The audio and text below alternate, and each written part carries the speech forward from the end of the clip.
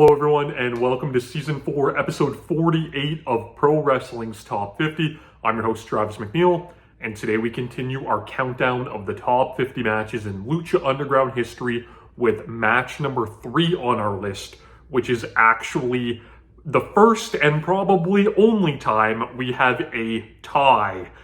So we are talking about 2 matches today.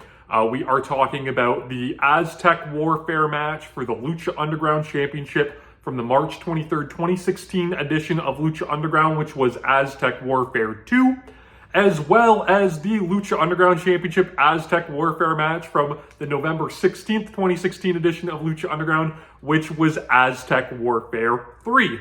I'm going to be honest, this was never fully intended to be a tie. This essentially puts our countdown at 51 matches. But when I do these countdowns, I keep a running list on my phone in the Notes app, ranking my matches. And when I start to whittle it down to the top 50, I always have more than 50 matches. And I watch them all and I do my notes on them all and I weigh them against each other. And, it's quite the elaborate process. I probably truthfully put way more time into it than I should, but for your benefit as the viewer. So the biggest struggle that I've ever had, 4 seasons into this show, is determining what Aztec Warfare match I liked better, if I liked 2 or 3 better. And they had, all had so many pros, they had their cons, and I look at things, when I rank these matches, like, historical impact, how it made me feel at the time, how it, holds up now, innovation, what was different. So I have, all of this personal criteria that I look at for these matches, and I really had a hard time because both of these matches are so good. So what I ended up doing is, while I was making my list, I would constantly go back to the 2 Aztec Warfare matches and I would swap the spots of where they were, of 3 and 4. And I kept going back and forth and back and forth and back and forth. The other 2 matches that I had below them at 5 and 6 were the 2 Cero Miedo matches that we've talked about over the past 2 days with Vampiro and Pentagon Jr. and Marty the Moth. So upon me cutting and pasting these Aztec Warfare matches so many times, I actually ended up accidentally deleting the Marty the Moth version of the Cero Miedo match that I talked about yesterday. When looking at my list quick, I saw Cero Miedo with Pentagon, not really thinking that there should be 2 there. And while I was doing the bottom part of my list, it was Johnny Mundo and Matanza from Ultima Lucha Cuatro that ended up slotting in at the 50 list, or the 50 spot, which realistically should have been match number 51 and should not have made it onto the list, but a little bit of bonus content for you. So when all is said and done, ultimately when I realized my error, we had already started the countdown. These 2 matches are so close together for me. They're so closely related too, that I decided, we're going to call a tie, and they would be together at match number 3. So, if you don't like that, I apologize. It is what it is. Hopefully it won't happen again. But we've got 2 phenomenal matches to talk about today, so let's get started. So we've talked about Aztec Warfare a little bit. It's Lucha Underground's version of the Royal Rumble match. 20 participants instead of 30. Eliminations occur via pinfall or submission instead of going over the top rope, which, makes perfect sense because it allows for, the dives and things and, crowd brawling and things like that you've come to know and love from Lucha Underground. So how we got to Aztec Warfare 2. Phoenix had just become the Lucha Underground champion the week before, defeating Mil Muertes in a shocking upset to win the title after cashing in the Gift of the Gods. This caused Katrina, who at this point was the proprietor of Lucha Underground in Dario Cueto's absence to basically blow a gasket and say that Ultima Lucha 2, Aztec Warfare 2, which was going to be for the number 1 contendership to the Lucha Underground Championship, would now be for the title. And in a repeat of Aztec Warfare 1, it would be Phoenix coming in at number 1, this time having to defend the title by lasting the entire match. And coming in at number 20 would be her charge, Mil Muertes. So the same position that both of these guys had at Aztec Warfare number 1. the opening to this match is so cool because Phoenix comes out at number 1, and shockingly, who is number 2? It is making his in-ring debut on Lucha Underground, the greatest professional wrestler of all time, Rey Mysterio, in an absolute dream match across the ring from Phoenix. And although they would only get 1 minute to lock it up with each other, it was the coolest minute possible. The story here is so good too. Rey Mysterio coming in at number 2. He won the Royal Rumble at number 2 in 2006. So just a really cool, definitely intentional callback. And immediately they show that Rey can hang. He hits a big deja vu head scissors. He goes for the 619, and Phoenix blocks it with a super kick. And just that 1 minute, I've talked about this before. I hope and pray that someday I will get to see those two in a full-on one-on-one match before Rey ultimately hangs up his boots. So I'm hoping for it. This match is a really big spotlight on Rey Mysterio. So like I said, it's his, in-ring debut in the company.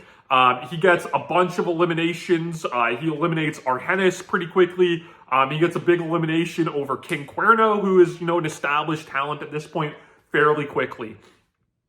We get the thing with that they do a really good job with in these Aztec Warfare matches, and I mentioned this when talking about the first one, is they tie in all of their storylines that they've had coming in.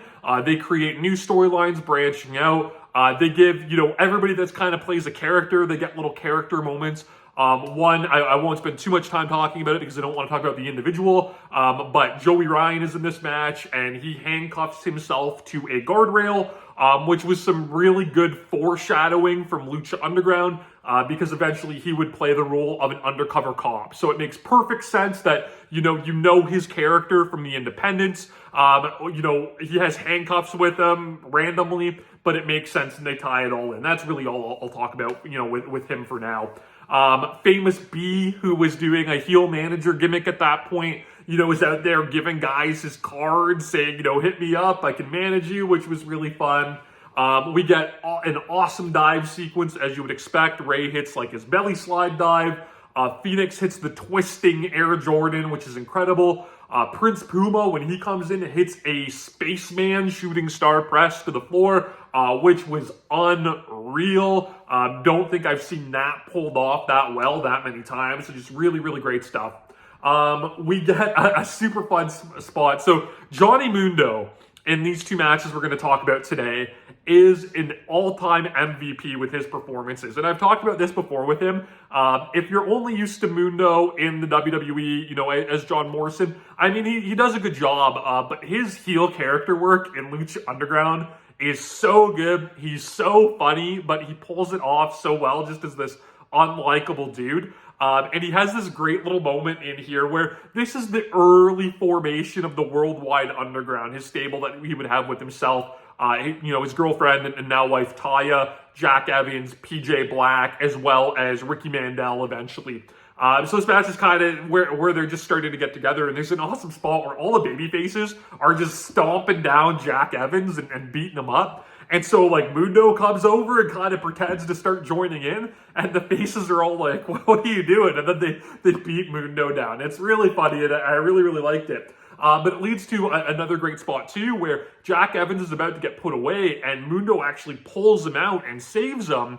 And then, right when he does that, the next entrant into the match is Taya. And I love that because it would make perfect sense that Mundo would know what number his girlfriend drew. So, by being mindful of that, he saves Evans, says, okay, you help us fight. And it basically turns the match into a trios match with them against Puma, Mysterio, and Phoenix. We get Brian Cage comes in, House of Fire, and just it destroys everybody. He and Johnny Mundo had just started to form a rivalry here, and Mundo actually throws Cage through Dario Cueto's window, which was an awesome spot in the middle of the match. Mundo, again, is so good at being a heel. Masquerita Sagrada comes in, and Mundo, because he's a mini, he's doing, bicep curls with him, which is a Cage move that Cage would do with full-size individuals. So he does a great job, taunting Cage. And eventually, it works out to his detriment because Cage comes back out of the window, destroys Mundo with Weapon X on the floor, and ends up eliminating him. Rey Mysterio, you could tell, is just having the time of his life in this match, coming out of kind of an underwhelming WWE run. And he does like double teams with him and Phoenix. He's doing double teams with himself and Puma. He's doing double teams with himself and Masquerita Sagrada, which was really cool. Two kind of legends, of different statures working together, which was really cool. Jack Evans deserves a shout out for this match too, because he is an absolute bump machine. He misses a Sasuke special on the floor, which was funny because everybody's doing dives and he, misses his dive, being the bumbling heel. He takes a hip toss over the guardrails, which are elevated right onto the arena floor. Drago gives him a power bomb on the bleachers, on the wooden bleachers, which was brutal. We end up getting a big, face-off showdown between the Mack and Cage. They had, a rivalry at the end of season 1 that had a crazy Falls Count Anywhere match at Ultima Lucha. So this was the first time they've crossed paths since then. But all of a sudden, Johnny Mundo, who had been eliminated, comes back, bashes Cage over the head with a brick. We've talked about those bricks and those cinder blocks, being used by Cage, especially the Cage and Mack match. There was a great callback there. And it allows Taya to get the upset win and eliminate Cage, who was a favorite in this match. We get the inner, the starting foundation of Jack Evans and PJ Black's feud with Drago and Aerostar that would lead to the great nunchuck match that we talked about earlier in this countdown. Because PJ Black comes out to help Jack, and then Aerostar is the next entrant to help Drago. And we get a really cool double pin where PJ pins Drago with a brainbuster, where at the same time Aerostar pins Jack Evans after a Canadian Destroyer off the top rope, adding to Jack Evans' bump card for this match. Finally, we get Mil Muertes coming in at number 20, and we get a huge shock where he is attacked with a chair by Pentagon Jr., who was not allowed in Aztec Warfare by order of Katrina. So naturally, he takes out her charge Mil, and it leads to him being immediately eliminated by Phoenix. It was so good. It was so surprising. I watched all of this spoiler-free, so, I figured we would get the Phoenix and Mil showdown at the end. So it took me by surprise. It was really, really great. This leads to Katrina losing her mind, slapping Vampiro at ringside, basically throwing a hissy fit and trying to shut the match down. And then we get the big return of Dario Cueto, who had been missing for the first 10 episodes of the season.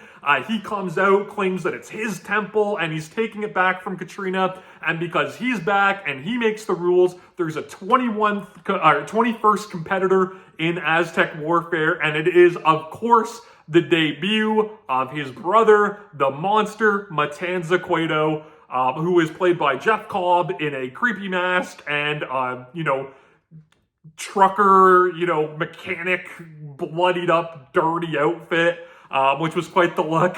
But Matanza comes out, and the last 5 minutes of this match are the best job I have ever seen any promotion ever do at immediately strapping a rocket to someone and pushing them to the moon. So he comes in, everybody is just stunned by his presence, and everybody in the match tries to jump him. He does the big, Andre the Giant, Big Show Battle Royal spot where he just throws them all off, and he immediately pins Phoenix with the Tour of the Islands, which would end up being called the Wrath of the Gods in Lucha Underground. So he immediately takes out the champion with one move.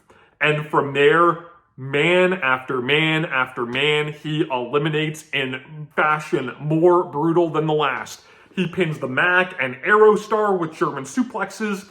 Tejano tries to attack him with his rope. He no-sells that and eliminates him with a powerbomb. He goes out and rips the guardrail out that Joey Ryan's handcuffed to, and he pins him with rolling gut-wrench suplexes.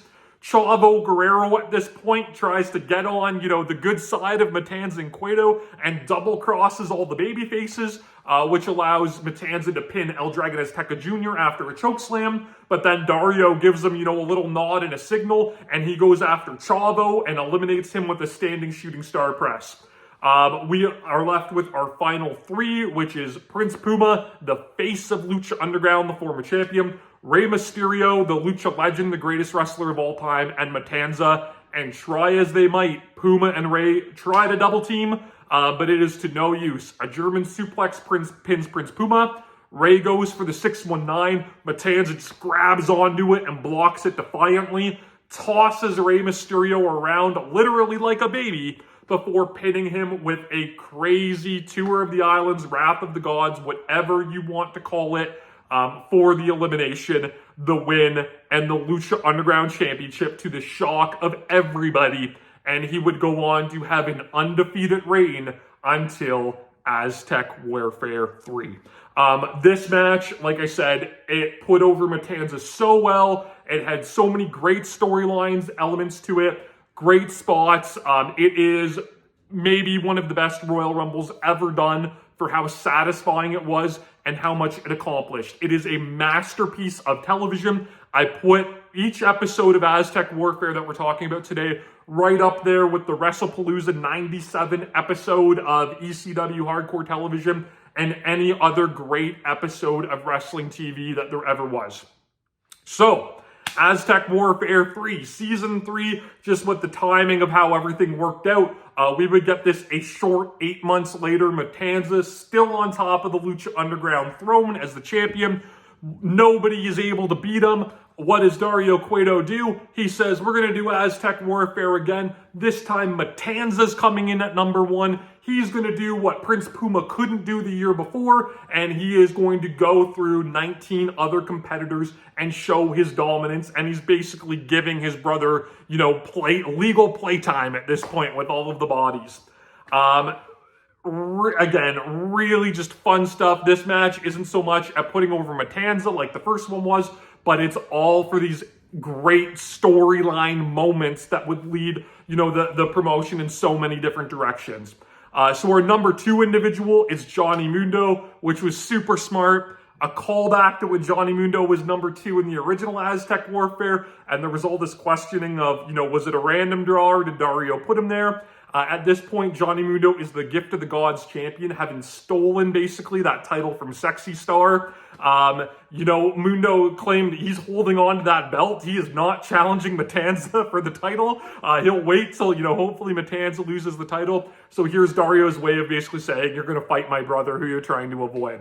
Mundo, again, is really great. He's trying to avoid everything Matanza can do, trying to run out that clock for another individual to come in. Matanza finally gets his hands on him, but we do end up getting, another entrant, which was Son of Havoc. And they do a really great job here as the ring starts to build up of the individuals going after Matanza and basically trying to wear him down as a team. Doesn't matter if you're a face, a heel, you hate each other, you like each other. Everybody's going after Matanza, trying to get him out. That is until Pentagon Jr. makes his entrance. Pentagon Jr., he doesn't care about what's going on. He wants Matanza all to himself. He was embarrassed by Matanza in Season 2 when he was put in a wheelchair after an attack from him.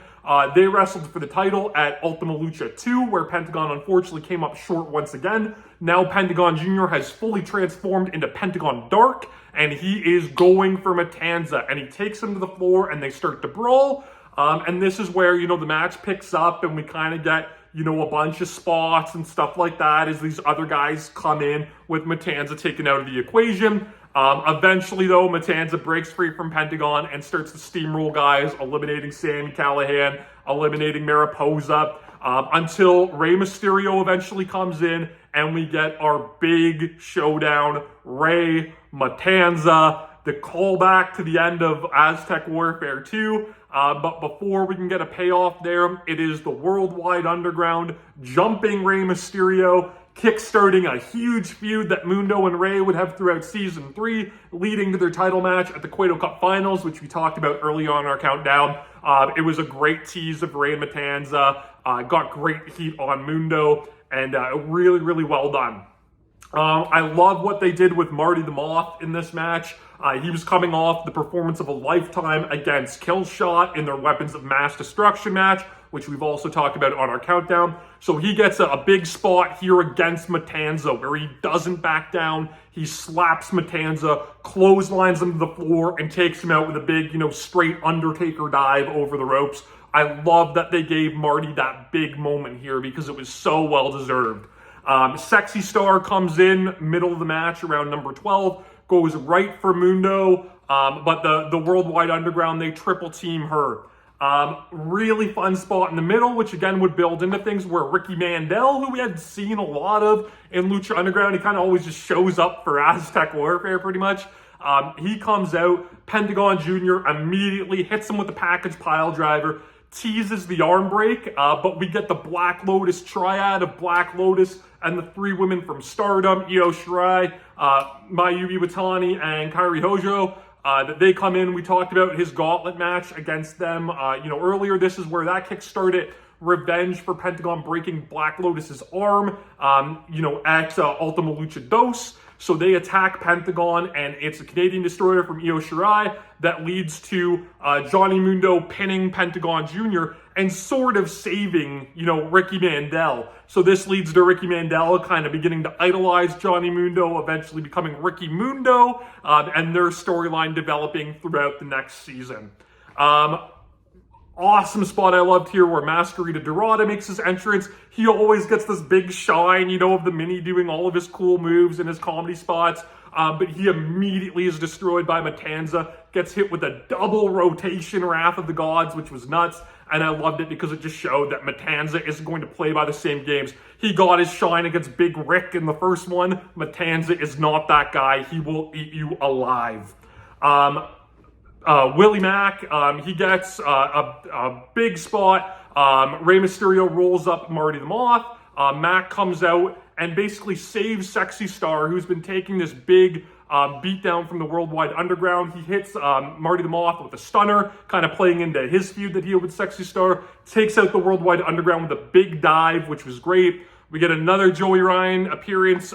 He cuffs himself to the rail again, but this time it's Mil Muertes who makes his entrance, rips him off, and immediately pins him with a flatliner. And that leads to a big moment where we get the face-off between Matanza and Mil Muertes, which would ultimately lead into their grave consequences match with each other. They do double pins, so Joey gets pinned with the flatliner. At the same time, Matanza pins Dr. Wagner Jr. with the Sidewinder suplex. They kind of stare at each other during the pin, and then they break down into a big brawl, which was really, really great. The Mac ends up eliminating the rest of the Worldwide Underground with back-to-back stunners to Evans and PJ Black. Number 20 is Drago. So Drago, Phoenix, and Aerostar were the trios champions at this point. They were thrown in a triple threat match by Dario, where only one of them would gain entry into Aztec Warfare, but would get to be the number 20 entrant. Drago was the winner. Unfortunately, he didn't really get a lot of time in this match. He gets wrapped up with Cobra Moon, who was an entrant in here, and that would start their story where she eventually pulls him into the Reptile Tribe. He eliminates her, but caught up in all the hullabaloo with Cobra Moon, it allows Matanza to eliminate Drago.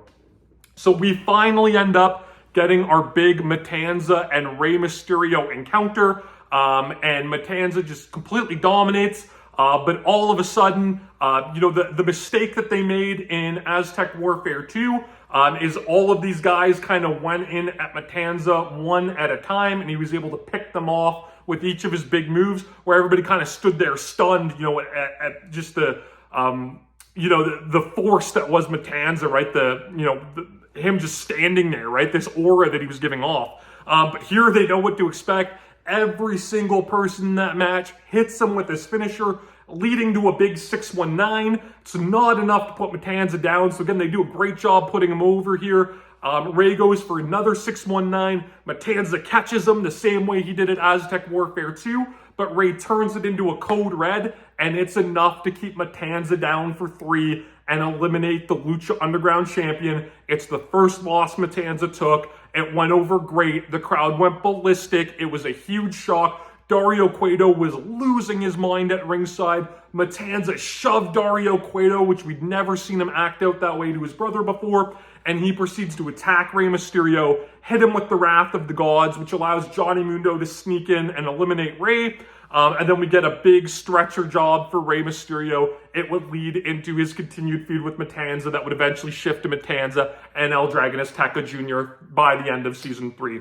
Our final 4 we have here is Johnny Mundo, Sexy Star, The Mack, and Mil Muertes. Sexy Star gets triple teamed by the Worldwide Underground. Jack Evans and PJ Black insert themselves in the match once again. This leads to Angelico, who made his big return at Ultima Lucha Part 2, attacking the Worldwide Underground. Unfortunately, he fell victim to another injury, as luck, bad luck would have it. But here he makes his return once again, recreates the crazy dive off of Dario Cueto's office that he did against the Crew that made him a superstar and went viral to take out the Worldwide Underground, and that allows Sexy Star to pin Johnny Mundo.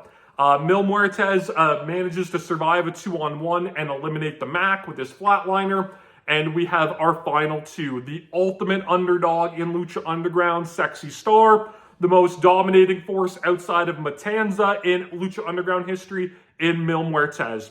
Mil destroys Sexy Star, but makes the pivotal mistake of trying to do too much damage when he brings a table into the ring. This allows Sexy Star to counter a chokeslam into a DDT onto a chair. She unloads with a bunch of chair shots for a great near fall, showing that she might be able to get the job done, but unfortunately, a straight right hand from Mil knocks her down.